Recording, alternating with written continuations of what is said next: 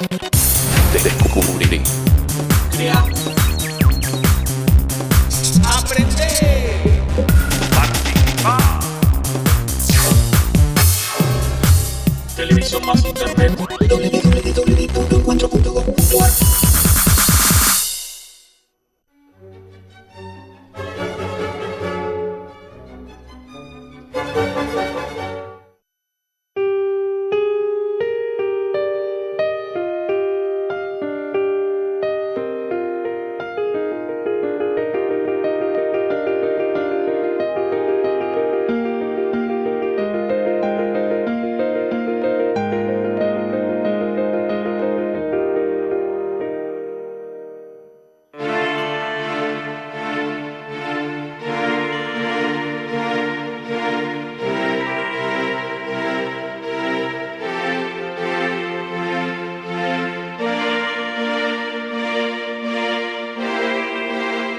A partir de los años 20, se inicia en la Argentina la renovación en el campo de la escultura tradicional. ¿De qué manera se transforma y enriquece? ¿Quiénes realizan el nuevo arte llamado objetual, que busca intervenir en la realidad concreta de los hombres?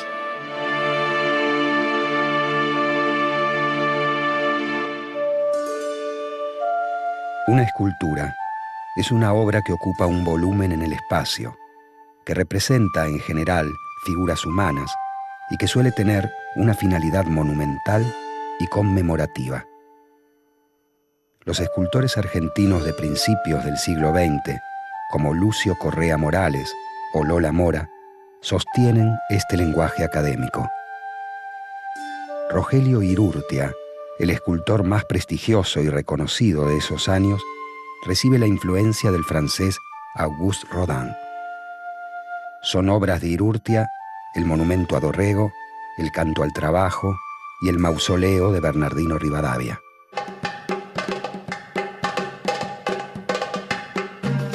La nueva escultura, en el mismo camino de las vanguardias históricas, rechaza dos aspectos de la escultura tradicional: el realismo idealista y el carácter monumental y educativo. Se impulsa también un gran cambio en la técnica de trabajo. En el procedimiento transmitido por las academias, el escultor modela con arcilla la obra en su tamaño natural y luego el tallista traslada ese modelo a la piedra. Los renovadores creen que la obra escultórica definitiva debe ser realizada por el mismo artista a través de la talla directa. La talla directa es la técnica propia de las culturas catalogadas como primitivas. Para los artistas renovadores, el arte del antiguo Egipto, de la Mesopotamia, de Grecia, de África y del mundo prehispánico es el modelo a seguir. Allí se pueden encontrar la vitalidad y la sinceridad ausentes en el decadente arte europeo. En los años 20, la revista Martín Fierro, representativa de la vanguardia artística porteña, ve en la obra escultórica de Rogelio Irurtia un pasado que se necesita superar. Alberto Previch, crítico de arte de la revista, defiende un arte fundado en los más tradicionales valores plásticos y rechaza la obra de Irurtia. Para el crítico, se debe trabajar la escultura con volúmenes netos y simples y descartar tanto el realismo como el modelado blando e impreciso. Los valores constructivos que Previch postula para el nuevo arte aparecen en las obras de Pablo Curatela Manes. Curatela Manes nace en La Plata en 1891. Estudia en Buenos Aires y realiza una serie de viajes a Europa hasta que en 1920 se radica en París. Desde allí, envía regularmente obras al Salón Nacional de Bellas Artes. Entre 1917 y 1918 realiza Isis, una obra de talla directa con volúmenes netos y sintéticos que se vinculan con el arte egipcio, tal como lo señala su título.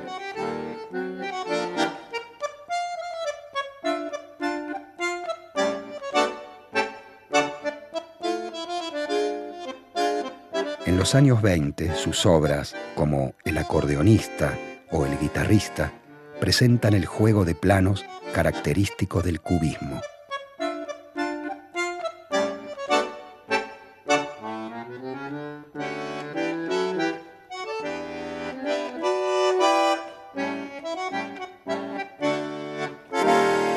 Más tarde, Curatela investiga las formas en el espacio, con sus llenos y sus vacíos. El tema desaparece frente a una nueva resolución formal. Ícaro, La danza o Rugby son obras muy dinámicas en las que la representación se hace abstracta. Curatela impulsa la renovación escultórica. A diferencia de la escultura tradicional, que se define como un volumen compacto en el espacio, la nueva escultura incorpora el vacío con su expresividad artística propia.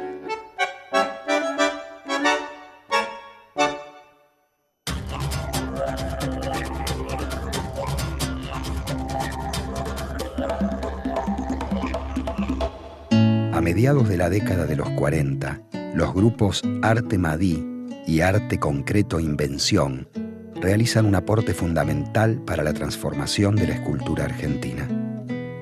Los artistas concretos cuestionan el estatus social de la obra de arte y ponen en crisis los tradicionales conceptos de cuadro y de estatua. En sus esculturas emplean materiales industriales como el aluminio, la chapa y el plexiglás, que exigen ser montados con procedimientos propios de la arquitectura y de la tecnología.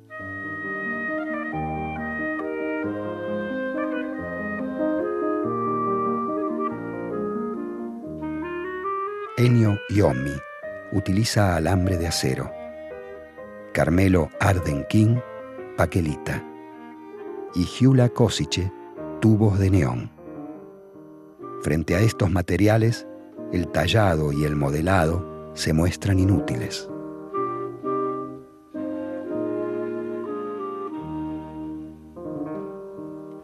El aporte tal vez más renovador de los artistas agrupados en el arte madí son las obras articuladas, móviles, transformables. Rogi, de Gyula Kosice, realizada con madera, es una obra articulada. Al incorporar el movimiento a las artes del espacio, entra en crisis otro de los atributos tradicionales de la escultura, la inmovilidad. Se establece una nueva relación entre la obra de arte y el público, quien aparece como un activo participante que puede transformarla.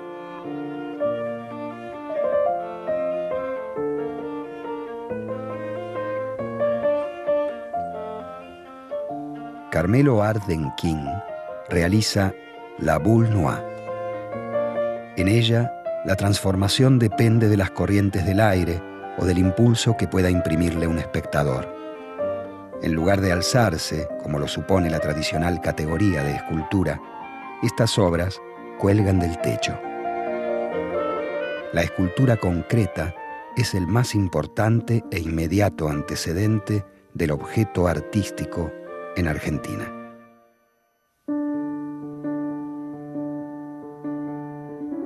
A fines de los años 50 y principios de los 60, aparece el objeto artístico.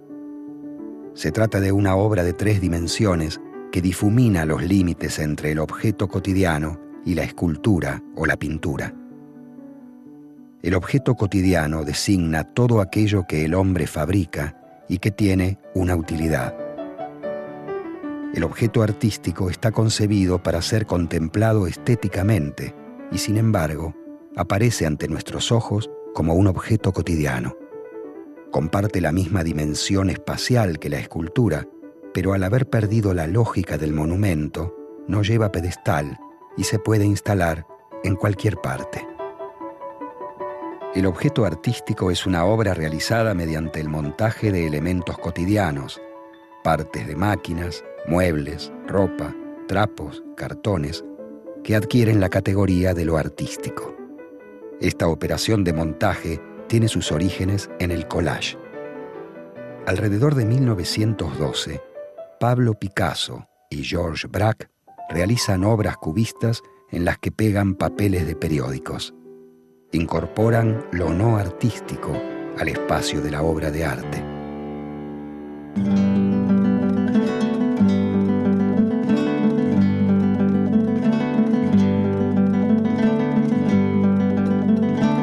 Unos años después, surgen los principales antecedentes europeos del arte objetual de los años 60.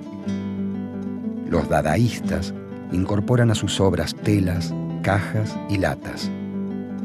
En este contexto se sitúan los ready-mades de Marcel Duchamp. La acción de Duchamp profundiza la propuesta cubista de aproximar el arte a la realidad. Elige un elemento común de nuestra existencia, le da un nuevo nombre, lo coloca en una exposición o en un museo y hace desaparecer su finalidad. Elimina la diferencia entre objeto de arte y objeto de uso. Para Duchamp, cualquier cosa puede ser motivo de una articulación artística y cualquiera puede crear una obra aunque no domine las técnicas tradicionales. En 1913, Duchamp ofrece al público la rueda de una bicicleta y en 1917 envía a una exposición su famosa obra Urinoir o Fuente.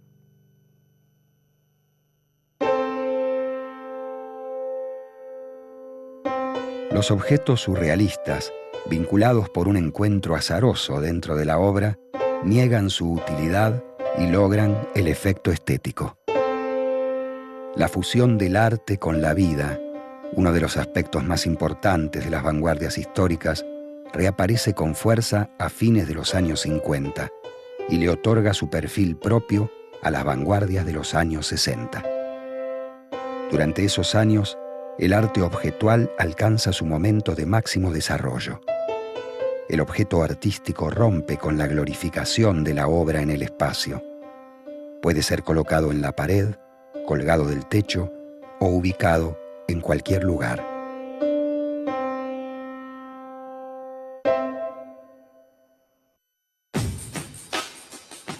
En la Argentina, el arte objetual se desarrolla de manera contemporánea al de otros centros artísticos del mundo occidental. Desde principios de los años 60, numerosos artistas exploran las posibilidades que ofrece este tipo de objetos.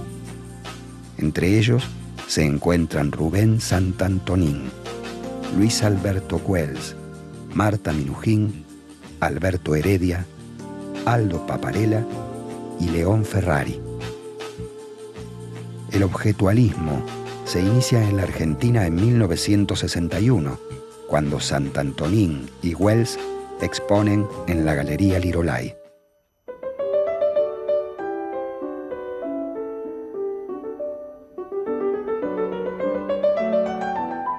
Rubén Santantonin nace en Buenos Aires en 1919. De formación autodidacta, comienza a pintar en 1943.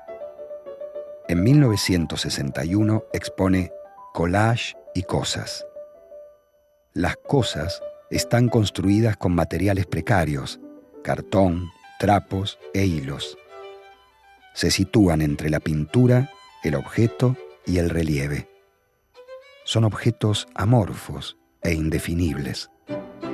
Son bultos más o menos esféricos, a veces con protuberancias, brazos y extensiones que suelen colgar del techo. Esta primera exposición pone en cuestión los límites entre las artes plásticas. Santantonin es pintor y no escultor. Denomina cosas a sus objetos para situarlos fuera de la pintura y de la escultura. En el texto del catálogo, titulado Hoy a mis mirones, dice: no pretendo unir pintura con escultura. Trato de colocarme lejos de esas dos disciplinas. Mirones y no espectadores. Formas para tocar y no para mirar. No pintura, no escultura, no obra de arte. Arte cosa, una nueva forma de expresión. Las cosas de Sant Antonín no tienen ningún antecedente en la tradición nacional ni en los movimientos internacionales. El artista pretende generar una vanguardia local que pueda competir en el espacio internacional.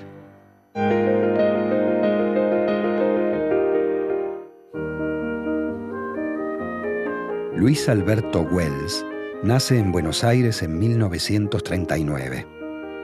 En 1961 expone en la Galería Lirolai sus collages, relieves y objetos realizados mediante el montaje de materiales precarios, cartón, madera, envases de lata. Varias de sus obras pueden incluirse en la categoría de cuadro-objeto, relieves destinados a ser colgados sobre una pared. Wells también realiza obras como Semáforo japonés, en la que emplea desechos de madera. El título de la obra y la imagen remiten a un objeto del paisaje urbano moderno y tienen connotaciones humorísticas e irónicas.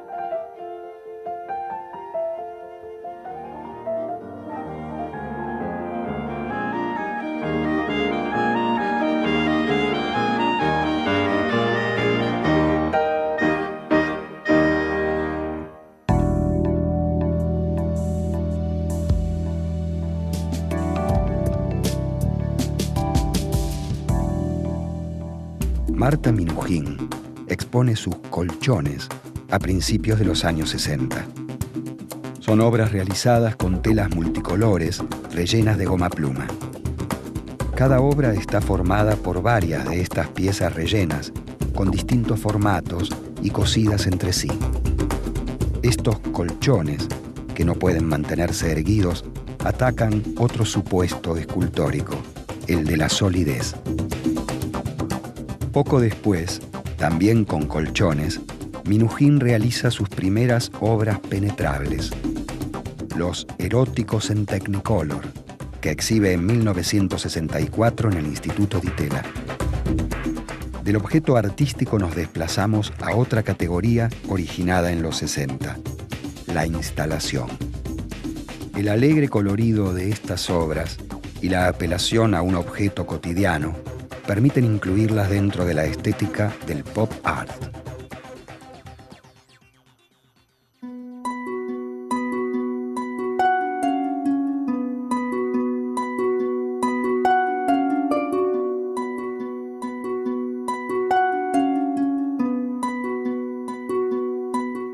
Alberto Heredia nace en Buenos Aires en 1924. Autodidacta por principio, en 1948 se vincula con los artistas concretos. Entre 1960 y 1963 vive en Europa. Allí realiza sus primeros objetos, las cajas de Camembert, que expone a su regreso en la Galería Lirolai en 1963. En sus memorias, Alberto Heredia cuenta: las cajas de Camembert comenzaron como un juego. Me guardaba los huesitos de los pollos que comía en el restaurante. Iba al hotel, los lavaba y los secaba. Y ahí están los huesitos todavía. Juntaba montones de cosas que encontraba por la calle. Esos objetos son cajas de queso francés, en cuyo interior el artista amontona desechos, fragmentos de muñecas, pelos, huesos de animales, trapos. Son objetos que aluden a la descomposición de la existencia humana. Como dice Heredia, en nuestra época no hay ni grandes dioses ni grandes personajes políticos que representar, pero está el dios objeto de consumo. Yo invento objetos a partir de objetos de consumo o materiales de desecho. Entre 1972 y 1974 realiza las series de Las lenguas, Los amordazamientos, Los sexos y Los embalajes, donde prótesis dentales, materiales de desecho, vendas y maderas se combinan con objetos de diversa procedencia para representar la violencia de esos tiempos.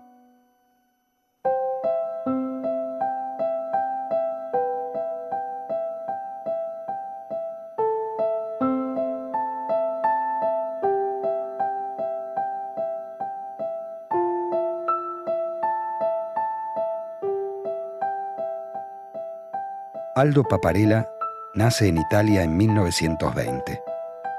Se radica en la Argentina y en la segunda mitad de la década de 1950 deja la pintura por la escultura.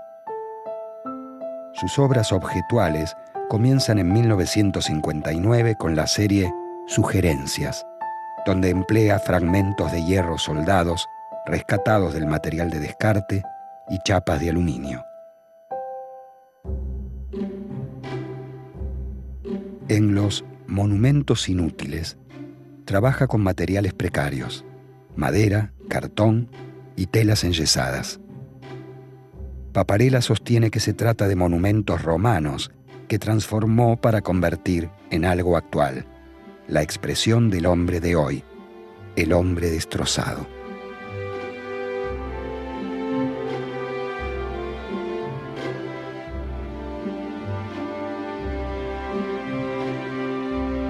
Esos monumentos, en su inutilidad, revelan la distancia que mantienen con las tradicionales esculturas conmemorativas.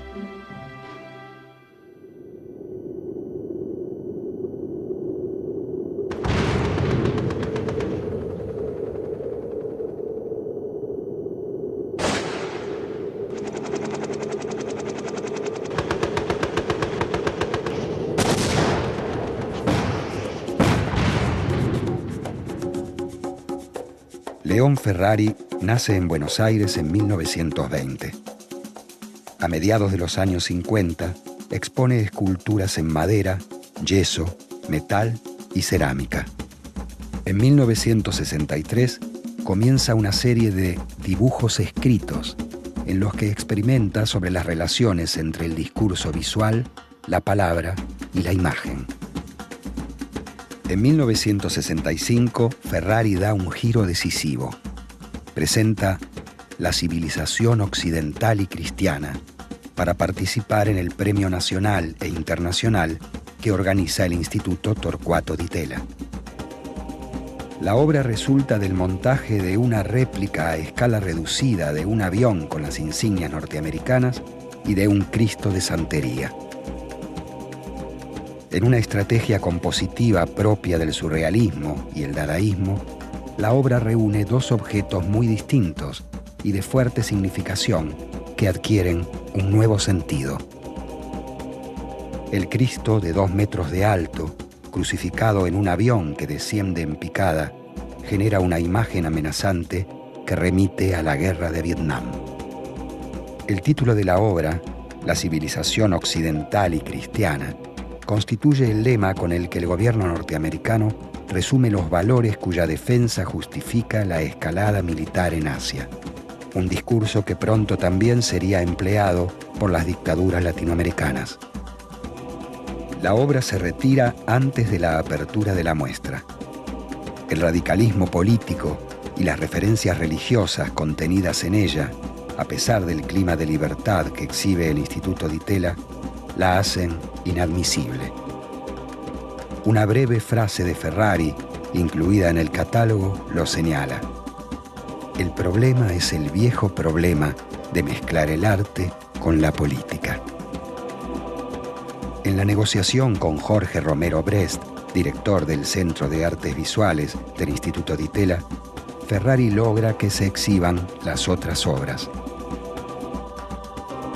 En la actualidad, solo se conserva la fotografía de una de ellas, una caja que articula la imagen de Cristo con los aviones y las bombas, y en la parte inferior, un conjunto de manos recortadas de periódicos. Uno de los críticos niega todo valor artístico a las obras. Ferrari responde con una carta pública en la que expresa: si el arte no se debe mezclar con la política, tampoco debe hacerlo la crítica. Es posible que alguien me demuestre que esto no es arte. No tendría ningún problema, no cambiaría de camino. Me limitaría a cambiarle de nombre. Tacharía a arte y la llamaría política, crítica corrosiva, cualquier cosa. Las cosas de Sant'Antonin y la civilización occidental y cristiana de Ferrari aún nos perturban. Las primeras con su misteriosa presencia. La segunda, con su denuncia de la crueldad. El objetualismo argentino de los años 60 logra ese utópico interés vanguardista de fusionar el arte con la vida de los hombres. Esto abre nuevamente el interrogante. ¿Los objetos artísticos no mantienen algo de ese carácter conmemorativo presente en las viejas esculturas monumentales? El contenido y el sentido de las conmemoraciones han cambiado, pero el valor fundamental que ellas entrañan, la memoria, sigue vigente y activo en nuestra sociedad contemporánea.